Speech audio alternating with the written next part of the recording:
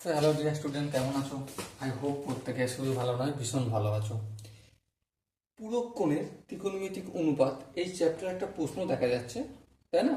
ছবি সময় যে ছবিটা কেমন আছে দেখো, ছবিটা এইভাবে রয়েছে, এই এই এই ওকে।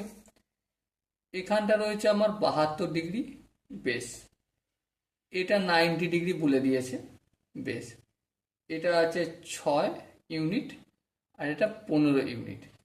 তাহলে এখানে যে চারটে অপশন আছে, অপশন এ হচ্ছে 6 cos 72 ডিগ্রি, অপশন বি আছে 6 × tan 72 ডিগ্রি, অপশন সি হচ্ছে 15 × sin 18 ডিগ্রি, আর অপশন ডি হচ্ছে 15 × sin 72 ডিগ্রি। সো এগুলোর মধ্যে কোনটা সঠিক আনসার হবে? ওকে, চলো দেখো, এটা 90 ডিগ্রি, এর মানে কি? অবশিষ্ট এই যে কোণ, এই কোণটা আর এই কোণটা সমষ্টি কত হবে? 90 ডিগ্রি।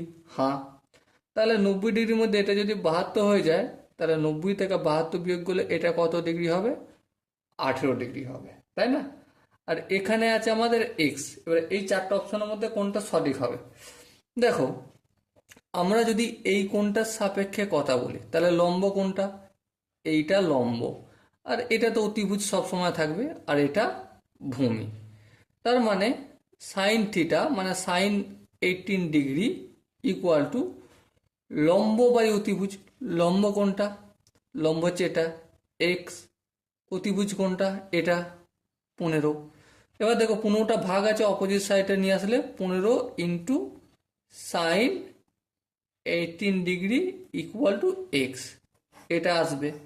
ওকে, সো এটা দেখো, এই যে চারটা অপশন আছে, চারটা অপশনের মধ্যে option C is the right answer.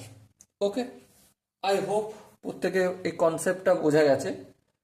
Concept বুঝতে যদি কোনো জায়গায় অসুবিধা থাকে, ডাউট থাকে বা কনফিউশন থাকে, তাহলে অতি অবশ্যই কমেন্টে জানিও। ওকে, সো ডিয়ার স্টুডেন্ট, দেখা হচ্ছে পরবর্তী সেশনে। ততক্ষণ পর্যন্ত ভালো থেকো, সুস্থ থেকো এবং জয় হিন্দ।